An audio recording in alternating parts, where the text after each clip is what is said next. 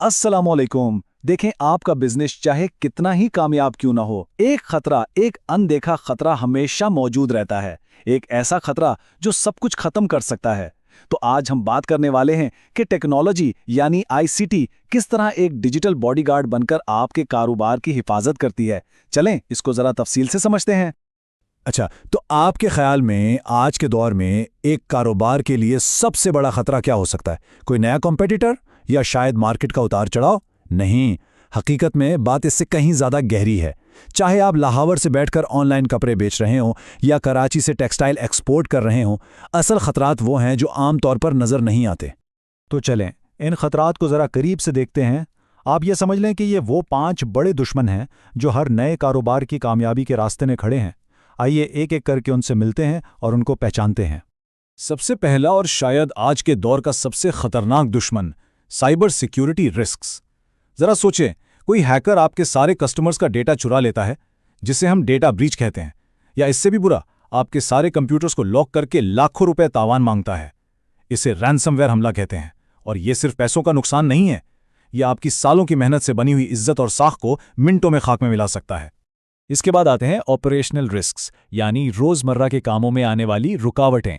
मिसाल के तौर पर आपका सामान कराची की बंदरगाह पर किसी वजह से फंस गया है, या फिर ईद की सबसे बड़ी सेल के दौरान आपकी वेबसाइट ही काम करना छोड़ गई। ये वो मसाइल हैं जो आपके पूरे ऑपरेशन को रोक सकते हैं और सीधा सीधा माली नुकसान पहुंचाते हैं। फिर आते हैं कंप्लायंस रिस्क्स, यानी कानून की पाबंदी ना करने का खतरा। ये बहुत संजीदा मामला है। मिसाल के तौर पर, अगर आप एफबीआर के टैक्स कवानीन को ठीक से नहीं समझते या उन पर अमल नहीं करते, तो आप पर इतने भारी जुर्माने लग सकते हैं कि शायद बिजनेस चलाना ही मुश्किल हो जाए। चौथे नंबर पर हैं फाइनेंशियल रिस्क्स। इसमें हर तरह के माली खतरात शामिल हैं, चाहे वो अंदरूनी फ्रॉड हो, जैसे कोई मुलाजिम ही हेराफेरी कर ले, या फिर मार्केट में डॉलर की कीमत में अचानक बहुत बड़ा चेंज आ जाए। ये सब कुछ आपके मुनाफे को बुरी तरह मुतासिर कर सकता है। और हमारा आखिरी दुश्मन है स्ट्रेटेजिक रिस्क। इसका सादा सा मतलब है वक्त के साथ ना बदलने का खतरा।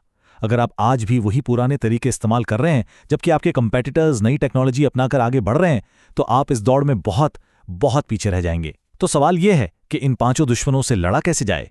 यहीं पर आईसीटी मैदान में आती है, एक डिजिटल जासूस के तौर पर, जो उन खतरात को कोई बड़ा नुकसान पहुंचाने से बहुत पहले ही ढूंढ निकालती है। तो ये डिजिटल जासूस आखिर काम कैसे करता है? इसके 3 बड़े कदम हैं। पहला, मॉनिटर, यानी सिस्टम हर चीज पर हर वक्त नजर रखता है, आपकी वेबसाइट की ट्रैफिक, माली लेन देन, हर एक क्लिक पर। दूसरा कदम है एनालाइज। यहां एआई यानी आर्टिफिशियल इंटेलिजेंस इस सारे डेटा का तज्जिया करती है। अगर कोई भी गैर मामूली बात नजर आए, जैसे रात के 3 बजे किसी दूसरे मुल्क से आपके सिस्टम में लॉगिन करने की कोशिश हो रही है, तो ये फौरन खतरे का अलार्म बजा देती है। और तीसरा कदम है प्रिडिक्ट। ये पुराने डेटा को इस्तेमाल करके मुस्तकबिल के खतरात की पेशगोई करती है। मिसाल के तौर पर यह आपको बता सकती है कि मॉनसून की शदीद बारिशों की वजह से आपकी सप्लाई चेन में ताखीर हो सकती है। देखिए, खतरात का पता लगाना तो सिर्फ आधा काम है। असल चैलेंज तो उनसे अपने कारोबार को बचाना है। और यहाँ आईसीटी एक जासूस से एक मुहाफिज, एक डिजिटल गार्डियन का रूप धार लेती है। आइए देखते हैं कि ये हिफाजत करती कैसे है। जरा इस सूरत हाल का तसव्वुर करें। यह किसी भी बिजनेस के लिए एक डरावना ख्वाब है। आप एक सुबह दफ्तर आते हैं और देखते हैं कि आपके सारे कंप्यूटर्स पर सिर्फ एक ही पैगाम है, आपका सारा डेटा लॉक हो चुका है। अगर इसे वापस हासिल करना है तो 24 घंटे में 50 लाख रुपए अदा करें। यह है एक रैंसमवेयर हमला, और यह आपके बिजनेस को मुकम्मल तौर पर मफलूज कर सकता है। लेकिन आईसीटी के पास इसका एक बेहतरीन हल मौजूद है, और वो है डिजास्टर रिकवरी। इसका मतलब यह है कि आपका सारा अहम डाटा रोजाना खुद ब खुद एक बहुत ही महफूज जगह जैसे कि क्लाउड पर कॉपी होता रहता है। तो अगर हमला हो भी जाए तो आपको परेशान होने की जरूरत नहीं। आप अपने पूरे सिस्टम को सिर्फ चंद घंटों में पुरानी हालत पर वापस ला सकते हैं। जो एक बहुत बड़ी तबाही हो सकती थी, वो टेक्नोलॉजी की वजह से सिर्फ एक छोटी सी परेशानी बनकर रह जाती है। इस डिजिटल मुहाफिज के पास कई तरह के हथियार होते हैं। फायरवॉल को आप अपने दफ्तर का चौकीदार समझ लें। यह किसी भी अनजान और गैर मुताल्लिका शख्स को अंदर आने से रोकता है। एन्क्रिप्शन आपके डेटा को एक ऐसी खुफिया जबान में बदल देती है जिसे कोई और पढ़ ही नहीं सकता। एंटीवायरस एक डॉक्टर की तरह है जो सिस्टम में मौजूद वायरस को ढूंढकर उसे खत्म करता है। और इंट्रूजन प्रिवेंशन सिस्टम एक जदीद अलार्म की तरह है जो चोर के अंदर घुसने की कोशिश करते ही उसे पकड़ लेता है और रोक देता है। अच्छा, तो ये सब जानने के बाद अब असल सवाल ये है कि आप अपने कारोबार में इसे कैसे इस्तेमाल कर सकते हैं।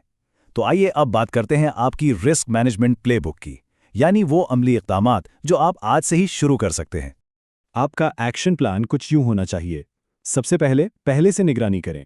किसी मसले का इंतजार न करें, बल्कि डेटा की मदद से खतरात का पहले ही अंदाजा लगाएं। अपनी टीम को ट्रेनिंग दें, ये बहुत ज़रूरी है। उन्हें सिखाएं कि जाली ईमेल्स यानी फिशिंग अटैक्स को कैसे पहचानना है, क्योंकि अक्सर हैकर्स का सबसे आसान रास्ता यही होता है। अपने दिफाई निज़ाम को खुदकार यानी ऑटोमेटिक बनाएं। ऐसे सिस्टम्स लगाएं जो खतरात को खुद ही पहचान कर रोक दें। अपने सिस्टम्स को हमेशा अपडेट रखें। जैसे आप अपने फ़ोन को अपडेट करते हैं, वैसे ही अपने कारोबारी सॉफ्टवेयर को भी अप टू डेट रखें ताकि कोई कमज़ोरी बाकी ना रहे। और सबसे अहम बात, अपनी गलतियों से सीखें। अगर कोई मसला पेश आ भी जाए तो उसका तज्जिया करें ताकि वो गलती दोबारा कभी ना हो।